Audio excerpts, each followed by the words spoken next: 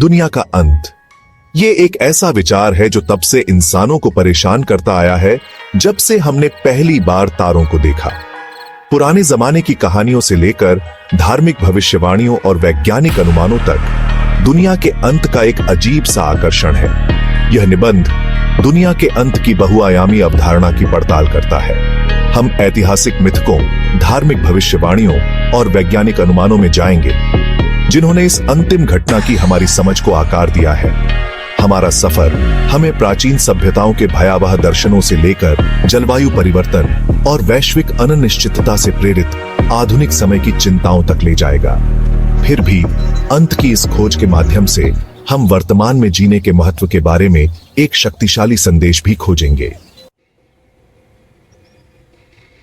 हमारी दुनिया को समझने, अराजकता में अर्थ खोजने की इच्छा मानव मानस में गहराई से समाई हुई है। आधुनिक विज्ञान से बहुत पहले हमारे पूर्वजों ने जीवन के सबसे बड़े सवालों के जवाब मिथकों और किंवदंतियों के माध्यम से तलाशे। पीढ़ी दर पीढ़ी चली आ रही इन कहानियों में अक्सर दुनिया के अंत के विशद चित्रण शामिल होते थे। नॉर्स पौराणिक कथाओं में रैग्नारोक एक विनाशकारी युद्ध का वर्णन करता है जो दुनिया को आग और बाढ़ में घेर लेता है, जिससे पुनर्जन्म होता है। प्राचीन यूनानी टाइटन्स के प्रकोप से डरते थे, जो शक्तिशाली देवता थे और दुनिया को अराजकता में डुबो देने की धमकी देते थे। इन मिथकों ने प्राकृतिक आपत्तियों को समझने के लिए एक ढांचा प्रदान किया और अकथनीय चीजों के लिए स्पष्टीकरण दिया। ये सावधानी बरतने वाली कहानियों के रूप में काम करते थे, जो मानव जाति के अहंकार के खिलाफ चेतावनी देते थे और हमें प्रकृति के साथ तालमेल में रहने की याद दिलाते थे। जैसे जैसे मानव समाज विकसित हुआ, वैसे वैसे दुनिया के अंत के बारे में हमारी धारणाएं भी विकसित हुईं।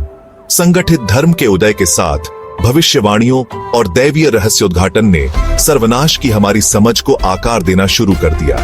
ईसाई धर्म में प्रकाशित वाक्य की पुस्तक सर्वनाशकारी घटनाओं की एक श्रृंखला का वर्णन करती है, जिसका समापन ईसा मसीह के दूसरे आगमन और अंतिम निर्णय में होता है। इस्लामी एस्केटोलॉजी कयामत के दिन की बात करती है, जब सभी आत्माओं को उनके कर्मों के लिए जवाबदेह ठहराया जाएगा। ये धार्मिक भविष्यवाणियां एक सदाचारी जीवन जीने और प्रलय के दिन की तैयारी करने के महत्व पर जोर देती है। ये हमारे सांसारिक अस्तित्व से परे एक ऐसे क्षेत्र की झलक पेश करती है जहां न्याय होता है और धर्मपरायण लोगों को पुरस्कृत किया जाता है। विश्वासियों के लिए वे दुखों का सामना करने में सांत्वना प्रदान करते हैं।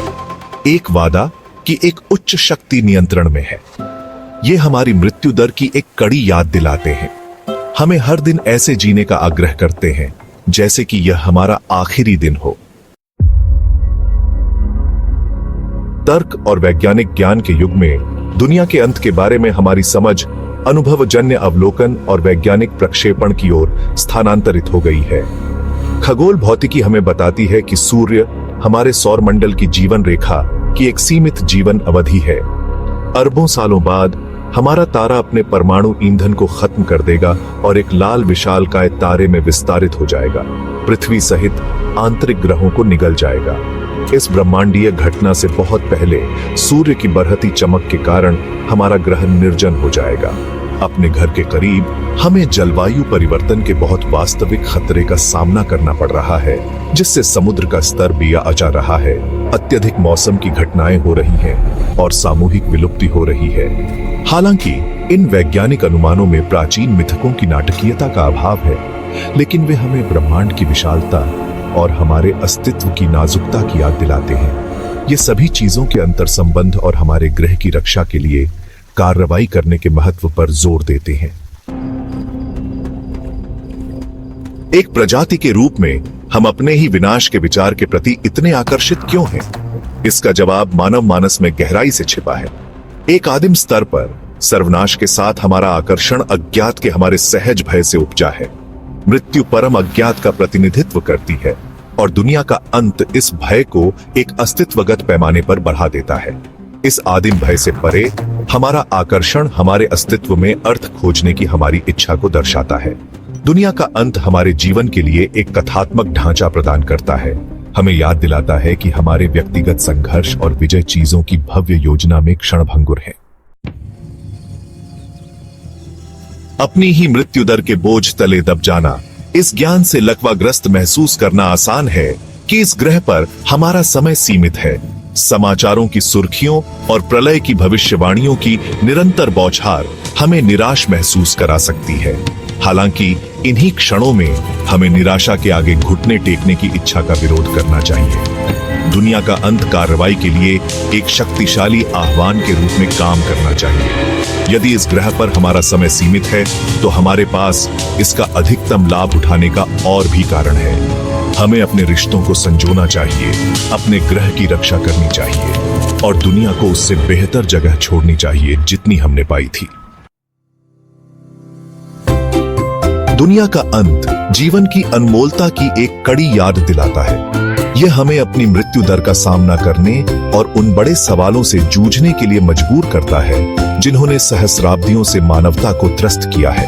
अंत से डरने के बजाय हम वर्तमान क्षण को अपनाना चुन सकते हैं। हम रोजमर्रा की चीजों में खुशी पा सकते हैं, प्राकृतिक दुनिया की सुंदरता की सराहना कर सकते हैं और सार्थक संबंध बना सकते हैं। हम उद्देश्य के साथ जी सकते हैं, यह जानते हुए कि हमारे कार्य चाहे कितने ही छोटे क्यों न हो, फर्क डाल सकते हैं। हमारा काम अपरिहार्य को रोकना नहीं है, बल्कि अपना जीवन इस तरह जीना है कि जब अंत आए तो हम इसका साहस और अनुग्रह के साथ सामना कर सकें।